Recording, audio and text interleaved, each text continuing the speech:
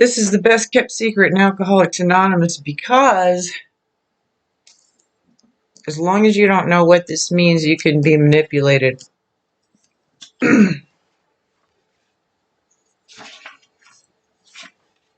But once you know what the program's about, not only is it really easy to stay sober, not easy to get sober, but easy to stay sober. You can see through all the bullshit. So starting at the doctor's opinion on XXV, this is the medical estimate of the plan of recovery, which is if you go see a doctor and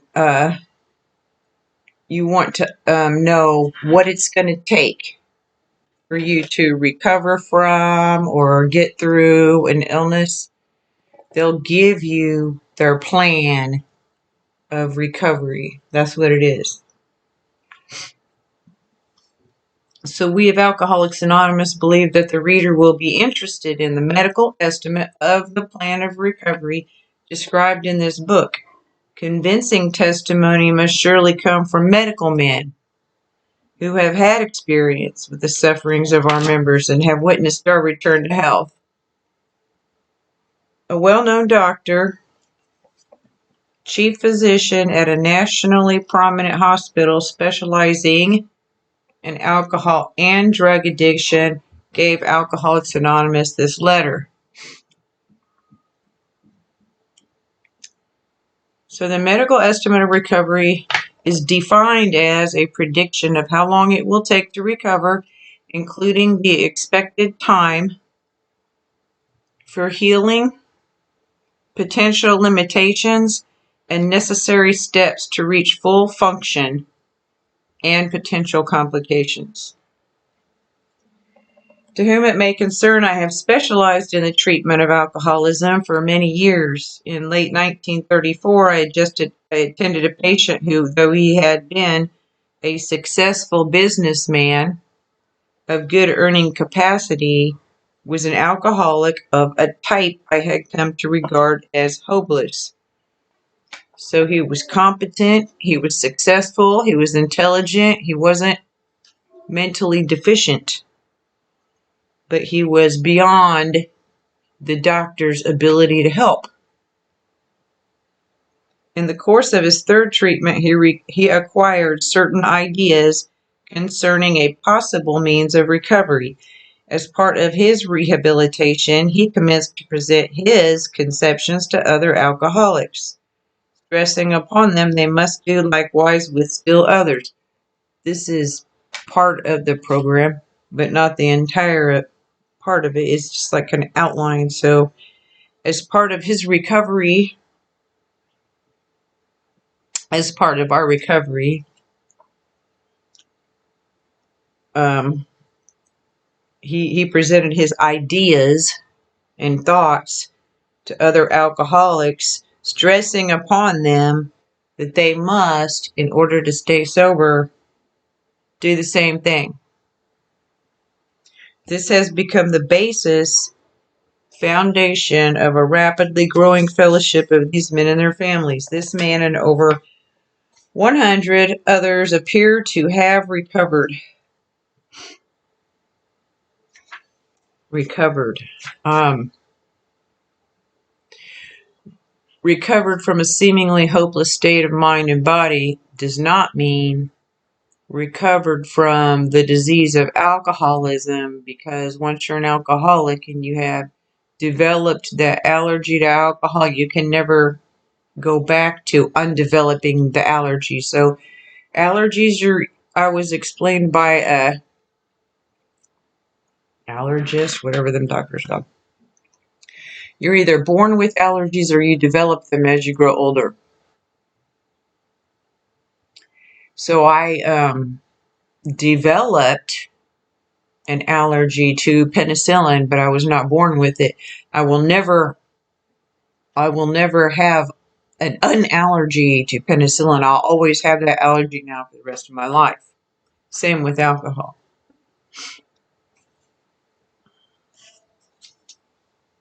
And allergies, regular allergies, and some people are allergic to milk.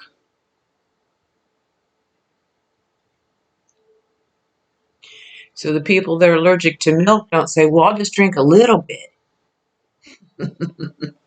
because they don't like the consequences.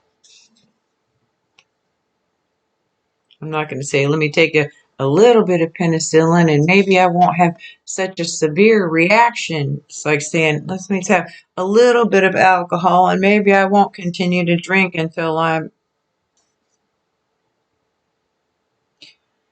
okay, recovered, return to a healthy state of mind, physical strength. I personally know scores of cases who were of the type with whom other methods had failed completely. Other methods of recovery.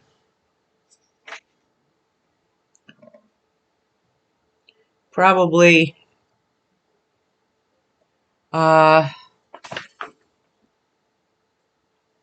shock treatment, church, whatever kind of methods. These facts appear to be of extreme medical importance because of the extraordinary possibility of rapid growth inherent in this group. They may mark a new epoch in the annals of alcoholism. Because of the rapid growth built into this group, it may mark a new beginning in the history of alcoholism. I don't know why I don't have that there. Let's have that in this book. For a second. I got so many books I have to transfer all my notes from one to another. XXVI. I had X.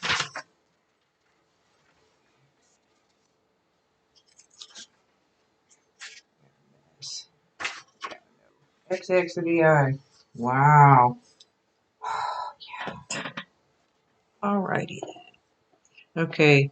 A new chapter in the history of alcoholism. The Annals is a record of events year by year. So a new beginning in the history, which it actually was. These men may well have remedy for thousands of such situations. You may rely absolutely on anything that they say about themselves. So, because delusion is one of the effects of alcoholism, the doctor felt it was necessary to let people know that there's one thing they wouldn't lie about, and that one thing that we won't lie about is we may embellish is our shortcomings and the things that we've been through. So that was a memo. It wasn't a letter. It was just a short little memo.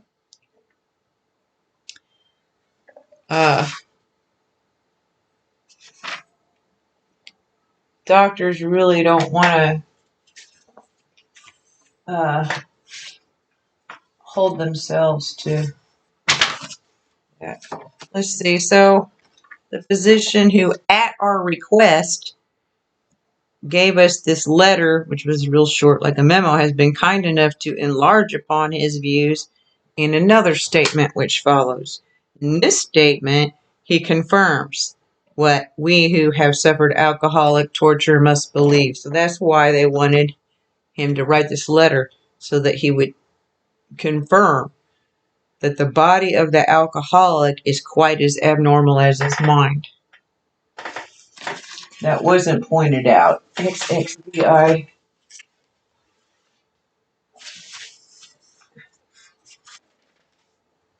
Okay.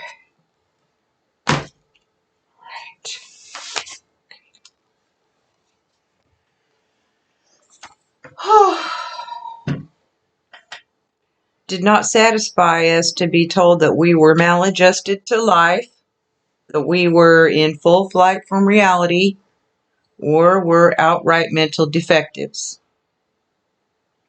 unable to cope with life, trying to escape reality, delusional, and maybe a little mentally retarded. Because if you continue pouring alcohol and substances in your brain, it's going to burn up them brain cells.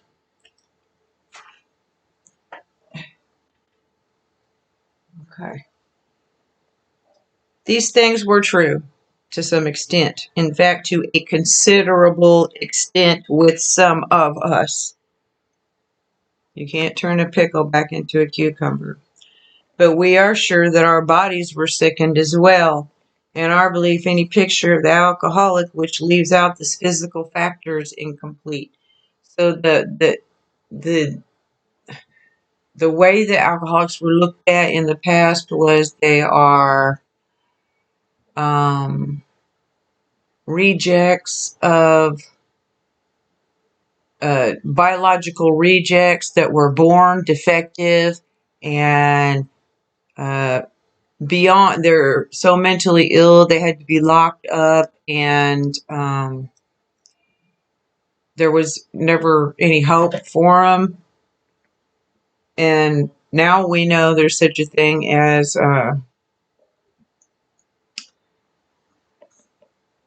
we know that our brains can actually grow back to a certain extent with some of us.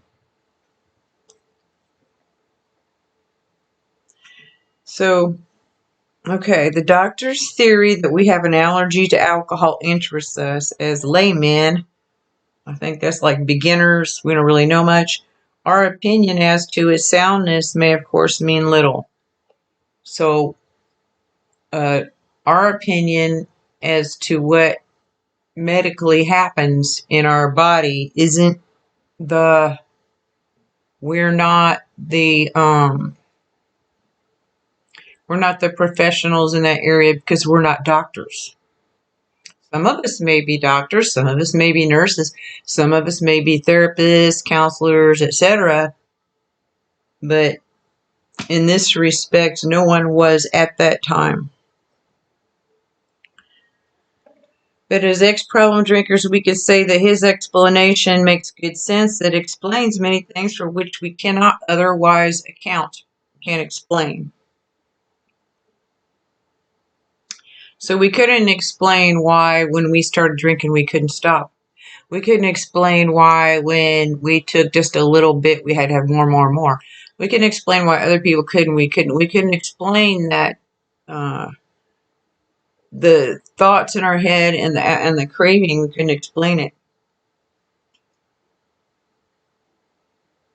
So I need to find out what the problem is before I can see what a solution is. So although we work out our solution on the spiritual as well as the altruistic plane, we favor hospitalization for the alcoholic who is very jittery or befogged.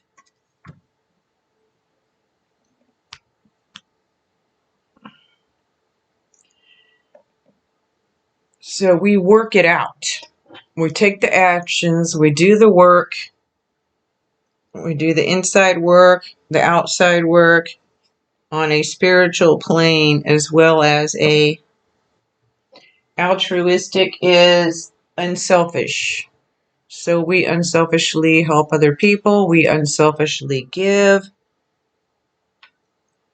But it's the main object of this book is to enable us to find a power that's going to break the obsession of alcoholism. So we're trying to get a spiritual awakening by following the steps.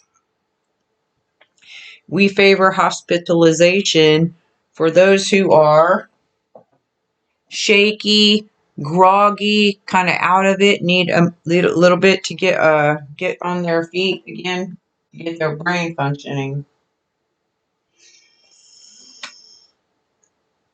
30-day treatment, halfway house, transitional living, anywhere except for your old playgrounds. More often than not, it is imperative that a man's brain be cleared before he's approached as it then has a better chance of understanding and accepting what we have to offer. It's imperative, it's required that a person's brain is detoxed before I can hear and think properly to figure out if I want to actually accept and go through with it. So you get your 30 days sober. Okay? Read the literature, whatever. And then you can figure out after you get a good understanding of what it is you're being told, is this something that you're willing to go all in with? It's 100%. There's no halfway, because I've done halfway stuff my whole life. It just never works. Some of us have to actually work harder than others just to stay sober one day at a time. So that's this is the larger letter. So the doctor writes, the subject presented in this book seems to be of paramount importance to those afflicted with alcoholic addiction. Alcoholism is an addiction. There it is right there. It is the most important thing, utmost importance. I say this after many years of experience as a medical doctor of one of the oldest hospitals in the country, treating alcoholic and drug addiction. Let me switch here.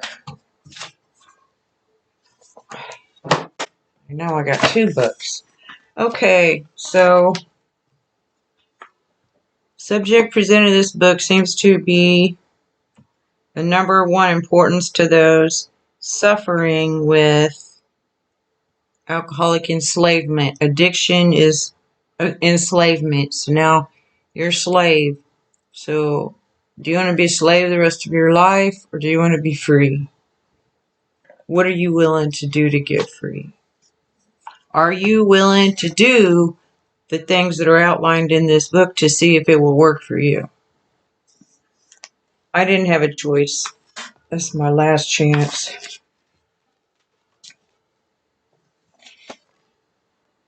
There was, therefore, a sense of real satisfaction when I was asked to contribute a few words on a subject which is covered in such masterly detail in these pages.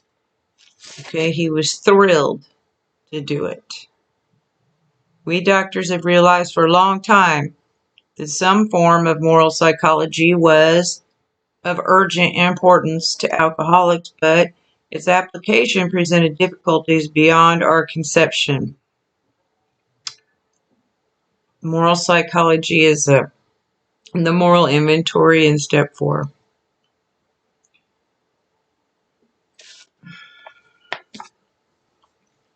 Here's another definition of moral psychology. How people think and make moral decisions. Reasoning, judgment, character, motivation, development. But its application, its practice, presented difficulties beyond their own ideas. The fact that this is written in 1939, the jargon was different, the language was different, the slang was different, the words had different meanings. There was a lot more words used than that are used now. So if you're not looking up words and you're in recovery, then you don't know what you're talking about. If you don't know what the words that you're saying means, how can you know what it means? There's no way around it.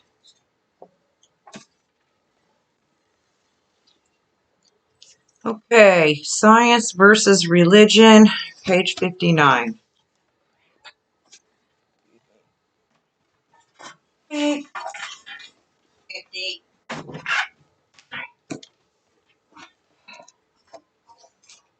Page 59.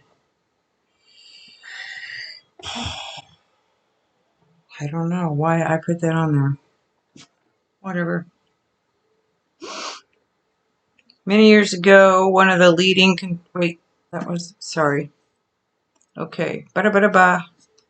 Beyond our ideas. What with our ultra-modern standards, our scientific approach to everything, we are perhaps not well equipped to apply the powers of good that lie outside our synthetic knowledge. Just saying.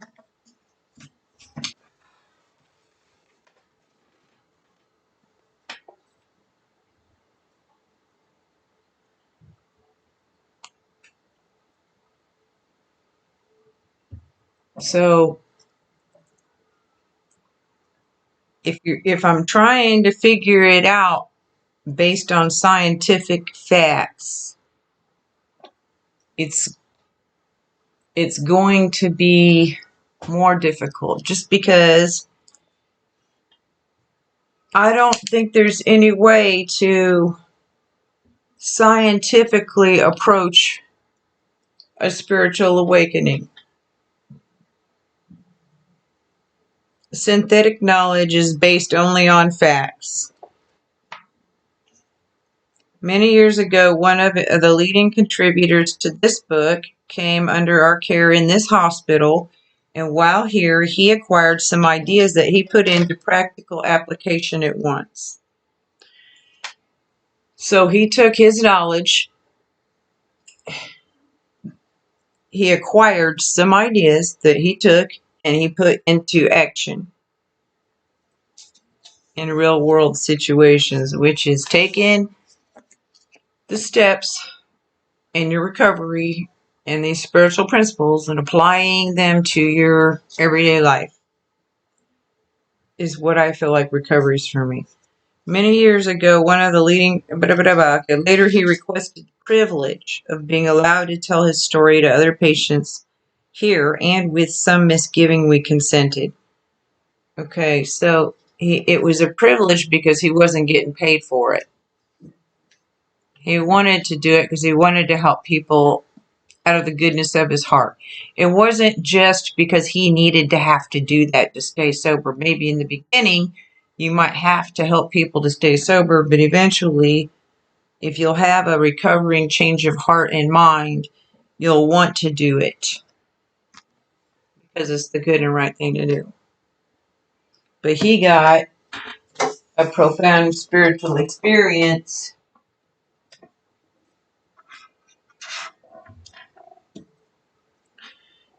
right off the bat. The case is, let's see,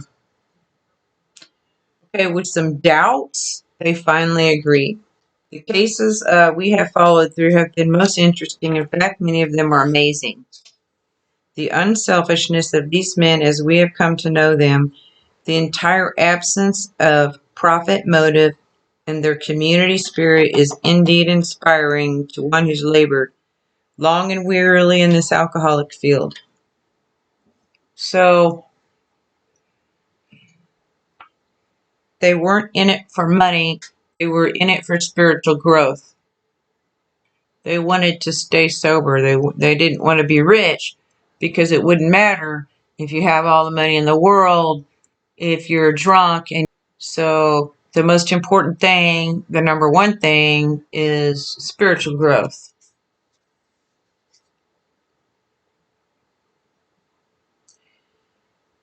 They believe in it. Okay. No,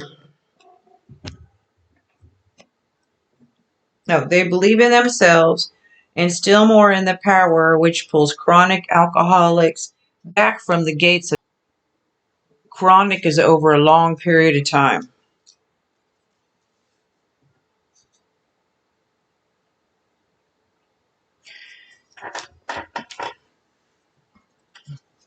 The power with a capital P that pulls chronic alcoholics back from the gates of death is the power that we want to connect with that's going to break our addiction to alcohol. It's capital P because it's the higher power. Some people say HP, some people say God, good orderly direction. whatever your conception of a higher power is, and whatever your personal relationship to the power is yours to determine, and no one can tell you what it is. Of course, an alcoholic ought to be freed from his physical craving for liquor, and this often requires a definite hospital procedure before psychological measures can be of maximum benefit. Can't think. I couldn't even form a sentence for like a month and a half. Powerful desire is craving. Hospital procedure is some series of actions. Now, alcohol will dehydrate you, and dehydration is going to cause your brain to shrink up and not function properly. So the first thing I did was drink a lot of water, take vitamins, and forced myself to eat even when I wasn't hungry because I was so malnourished. I was like a skeleton.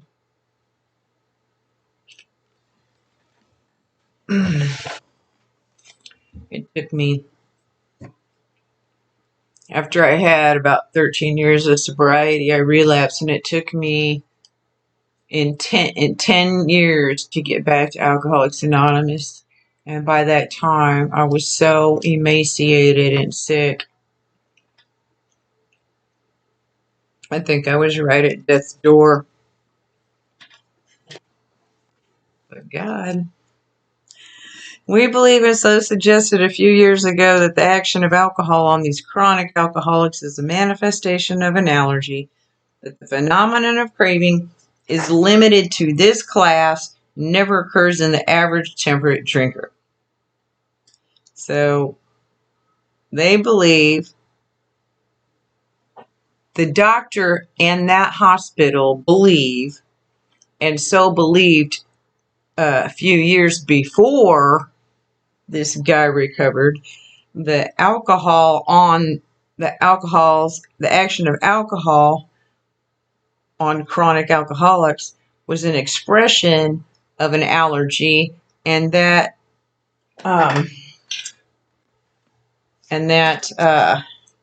only happened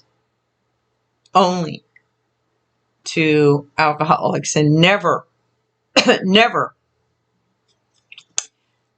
shows up in the average moderate drinker. So allergy means a damaging immune response by the body to a substance to which it has become hypersensitive. And phenomenon is a fact or situation that is observed to exist or happen, especially one whose cause or explanation is in question. Can't really explain it. They're trying to. These alcoholic types can never safely use alcohol in any form at all. So it's not going to work to drink natural beers or wines or only vodka or only this or only that, because it's the same substance is in all of those things. Okay? And your body's going to break it down to where it's poison for you. And other people's bodies don't do that. And it doesn't mean that I'm a bad person because my body does not break alcohol down like other people's does.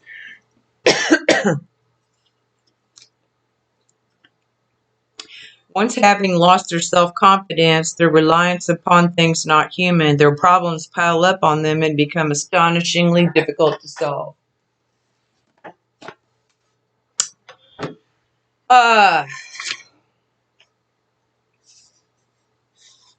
Impossible. This kind of allergy, you don't really feel it the same way as you would other allergies. But the craving is the feeling, and that is the allergy. Normal people don't have that. Uh,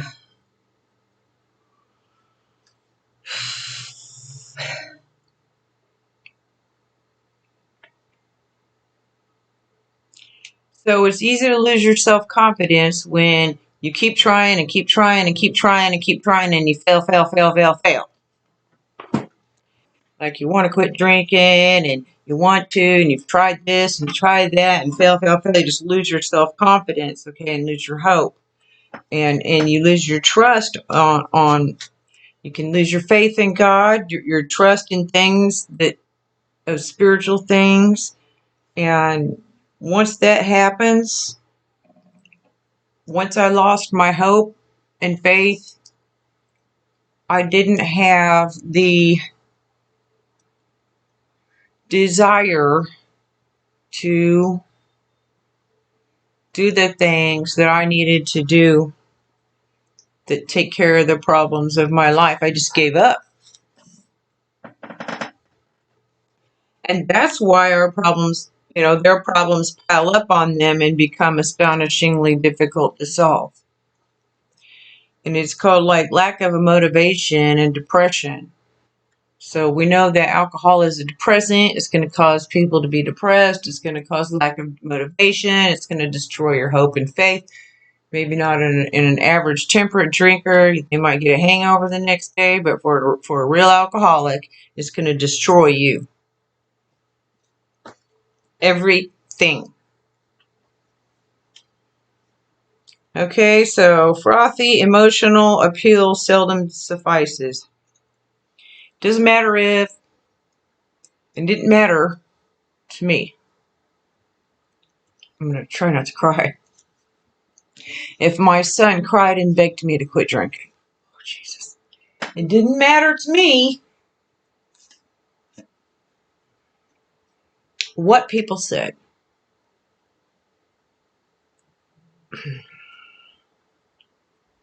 They could say whatever they wanted to say. They could cry however many tears they wanted to cry. I was still going to do whatever I wanted to do, and they weren't going to stop me. That's what frothy emotional appeal is, where they're begging you.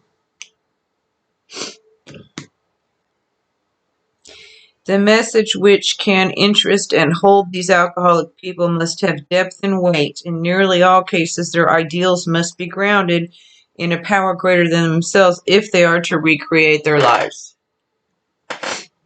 So you'll think, one thoughts that I thought, maybe you want, I thought. I think that I'm too old. It doesn't matter now. I might as well just not even try. And I had to fight that and still push through and keep doing the next right thing anyway. So the message, the program that can hold the attention and engage curiosity in alcoholics have to have deep meaning and importance. Okay? Our ideals and our purposes have to be grounded in a power greater than ourselves. Values and behaviors that help people to stay present, aware, and in control of their lives. So,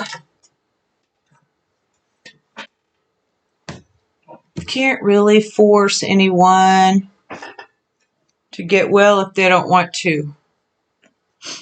So you can, if they want to drink and drug themselves to death, they can. There's nothing you can do to stop them.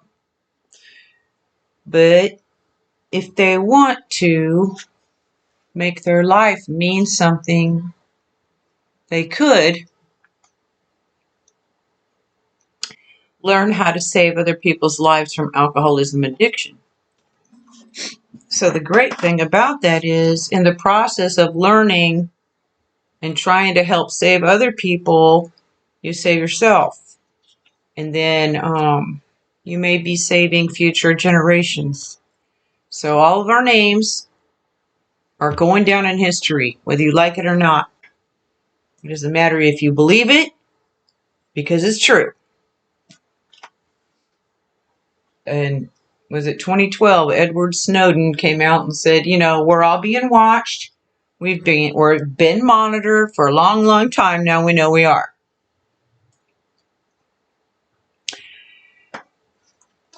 So, how do you want to be remembered? So do you want to be remembered by someone who tried to show others a way out? Or do you want to be remembered as someone who showed other people what not to do? Do you want to be the problem or do you want to be the solution? And I chose. We all have a choice to make. It's our choice, no one else's. No one can take it from you, and no one can make it for you. You have to choose to have a legacy or not. It's your choice. You have a choice.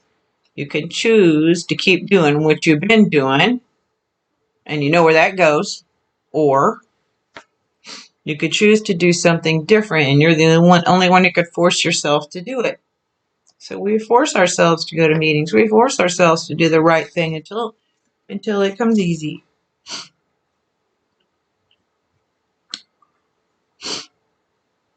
If any feel that as psychiatrists directing a hospital for alcoholics we appear somewhat sentimental, let them stand with us on the firing line, see the tragedies, the despairing wives, the little children. Let the solving of these problems become part of their daily work and even of their sleeping moments. And the most cynical will not wonder that we have accepted and encouraged this movement. So they're saying psychiatrists in a treatment facility cannot be emotionally attached. You need to be clinically kind of separate. You can't get too emotionally attached. But there's no way they couldn't be human. So in the course of their careers of being psychiatrists, they've seen a lot of things trying to treat alcoholism and addiction. So the most doubtful are going to not wonder, look, if it's helpful, and they understood that if it's helpful, anything that's helpful is going to be helpful. We feel that after many years of experience, we found nothing which has contributed more to the rehabilitation of these men than the altruistic movement now growing up among them. Probably still holds true today. Rehabilitation. Restoring someone to healthier, normal life through training and therapy after imprisonment, addiction, or illness. That's what rehabilitation is. It doesn't mean they're going to change everything about you or the way you think or brainwash you. That's not what it means. It means you get to be healthy again and have your life back. That's what it means. Men and women altruistic movement is unselfish, brotherly love,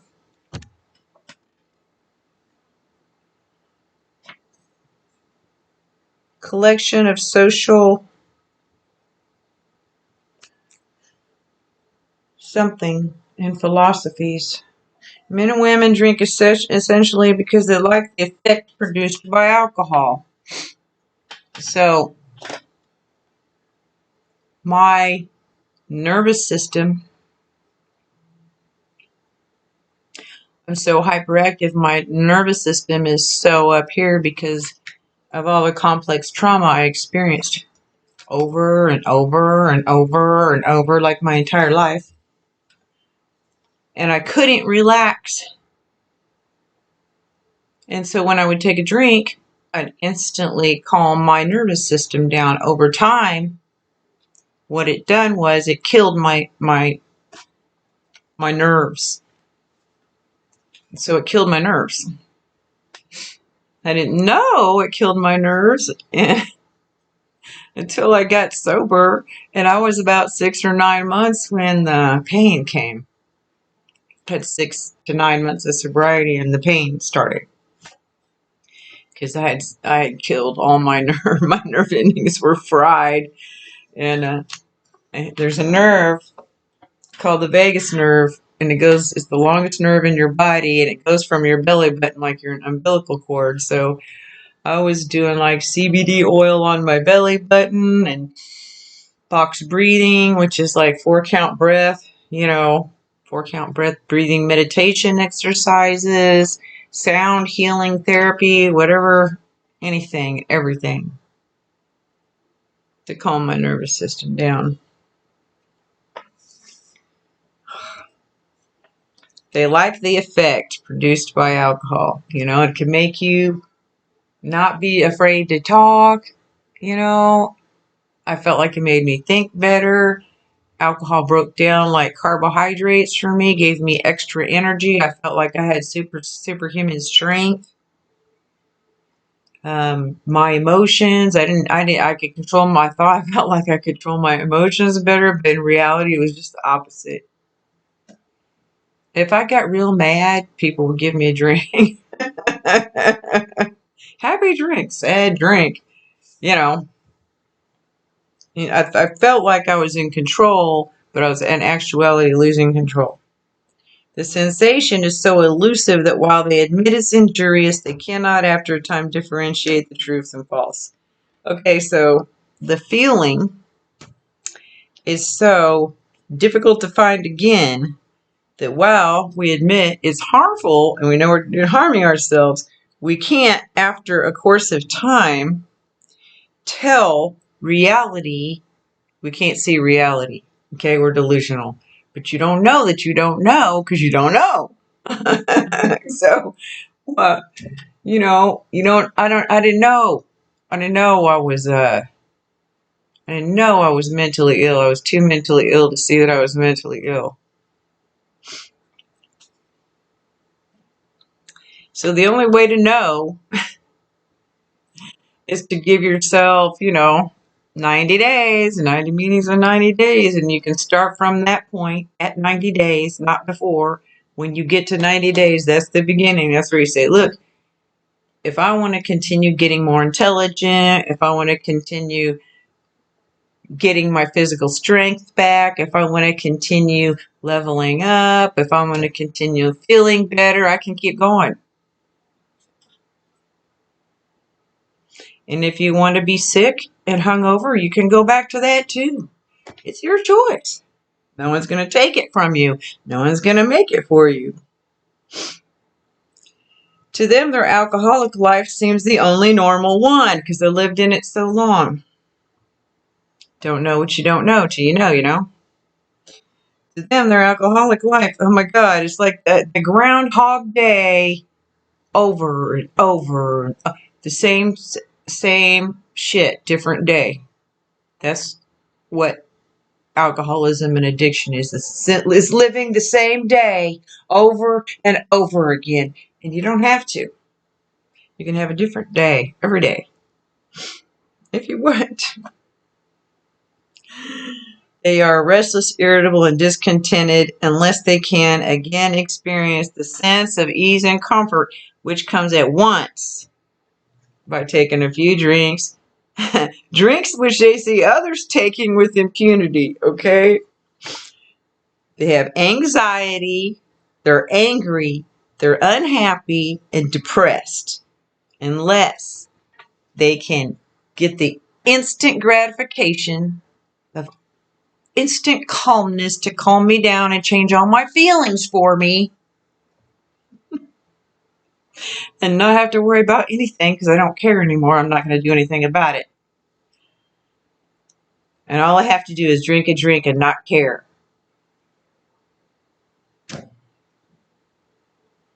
And they see other people doing it and they're not suffering the same consequences, so they think they should be able to. I think I should be able to because they can. But the fact is I can't. I am not them. I am me. Okay, ease means freedom from pain or trouble. And alcohol is a painkiller. It will kill pain. I had to go through physical therapy. I had to get cortisone shots. I had to work hard to rebuild myself. Freedom from pain or trouble, worry, comfort of body or mind, freedom from any feeling of difficulty or embarrassment, comfort free from pain or suffering. So pain is inevitable, but suffering's optional. And so the instant gratification of just having a drink or drug or pill or whatever is the easier, softer way, but it's not. It makes it harder and harder and harder. And as time goes by, it becomes harder and harder and harder. And I began to think, I'm not as smart as everyone else, or I'm not as lucky as everyone else, or no one will give me a break. Everyone else, and that wasn't it. After they have succumbed, given into the desire, the physical craving that says, I don't want to be uncomfortable. I don't want to have feelings. But guess what? If you're a human being, you're going to be uncomfortable. You're going to have feelings because that's life, And the phenomenon of craving develops. They pass through the well-known stages of a spree, emerging remorseful with a firm resolution not to drink again. So, after I gave into my physical desire, even though my mind said not do it, my body was doing it against my mental will. My hand would reach out and do it while I was saying, don't do that, don't do that. And it did it against my will. It's like my hands had a mind of their own. I didn't think it was muscle memory or, you got to do something different with your hands. Pick up the book, pray, drive to a meeting, pick up a pen, write stuff down, learn to do something different with your hands.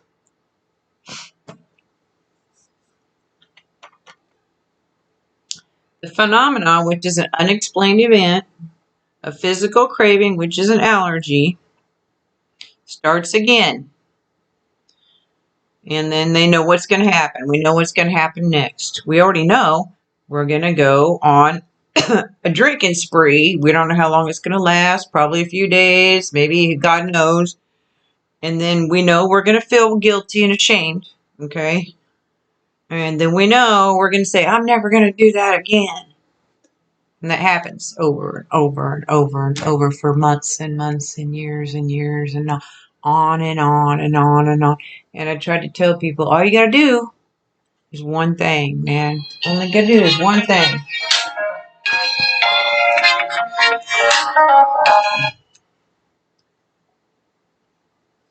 Hello. Anyway, it's going to be different one thing for everyone. Everyone's one thing is going to be different. For me, the one thing was checking into a recovery home. For some people, it's checking into a treatment center, because I could not trust myself. I had promised myself and told myself over and over again I was never going to do it again, and I kept doing it.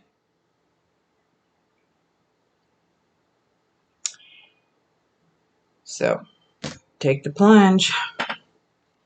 Succumbed means to yield to superior strength or overpowering desire, to be brought to an end.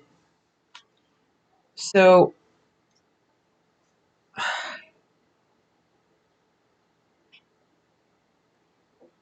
you give in.